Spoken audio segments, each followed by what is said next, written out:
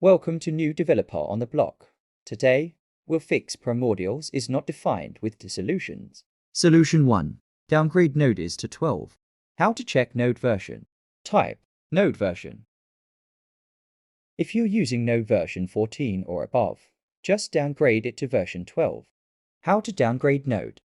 Type, brew unlinked node, brew install node at 12, brew link node at 12. Solution 2. Use NPM shrink-wrap. Step 1. Delete node modules folder.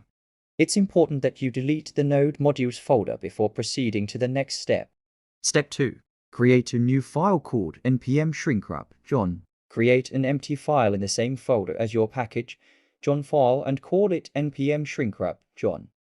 Step 3. Add this code to npm shrink-wrap John.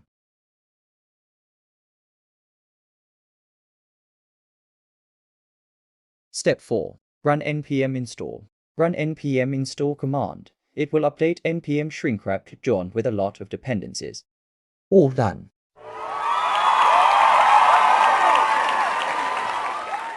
Run gulp to start the project.